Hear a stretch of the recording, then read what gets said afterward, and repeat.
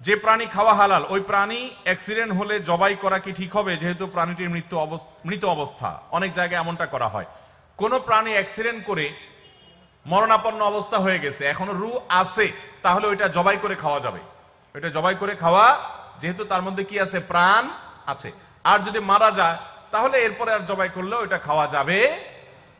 অনেক জায়গায় এরকম মরা গরু, এটা চামড়া টামড়া ছিলে হয়তো বিসমিল্লাহ বলে আল্লাহু আকবার বলে উঠলে মানুষকে খাওয়ায় অনেক হোটেলে, আছে না, পত্রিকা অনেক সময় আসে।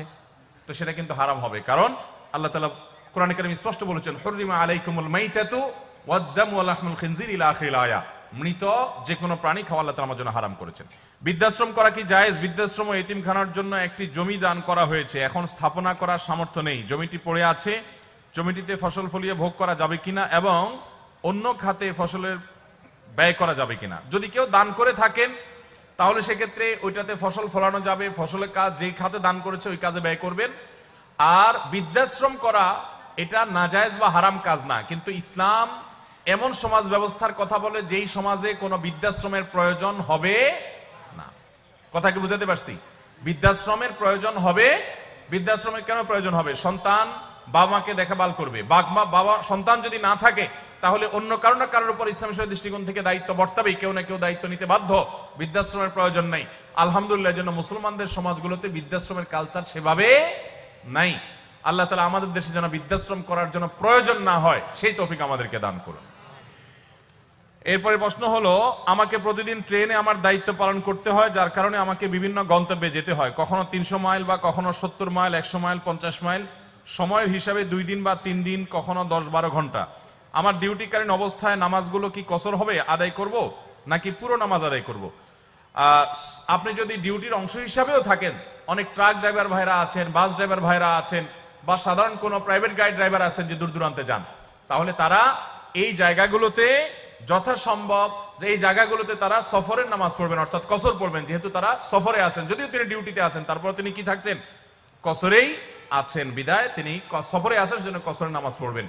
তিনি কোনো গন্তব্যে গিয়েছেন, 12 ঘন্টা থাকছেন, রেলে তিনি 12 মাস ডিউটি করেন, তো 12 মাস ডিউটি করলে ওই সফরের মধ্যেই থাকবেন, 12 মাস তিনি কসরের সুবিধা পাবেন, যেহেতু সেখানে তার বসবাসের জায়গা না সেটা। হিন্দু বন্ধুর বিয়েতে দাওয়াত খাওয়া জায়েজ হবে কিনা জানালে উপকৃত হব। হিন্দু বন্ধু তিনি যদি দাওয়াত দেয় আপনাকে, তাহলে সেক্ষেত্রে সাধারণ দাওয়াত খাওয়া যাবে। তাকে অন্তঃস্থল থেকে শিরক করে, সে আল্লাহকে বিশ্বাস করে না, সেই জায়গা থেকে আপনি সেই অবস্থানে তাকে আপনি রাখবেন না, কিন্তু তার সাথে সাধারণ সম্প্রীতি বজায় রাখা এবং আপনার সামাজিক অন্যান্য কর্মকাণ্ডগুলো করা, লেনদেন করা, এগুলো না জায়েজ নয়। ঠিক একইভাবে সে আপনাকে কোনো খাবার দিয়েছে, এটা খাওয়া আপনার জন্য জায়েজ হবে যদি খাবারটা হালাল হয়। আপনাকে কোনো উপহার দিয়েছে, সেটা নেওয়া জায়েজ হবে আপনার জন্য যদি হালাল হয়।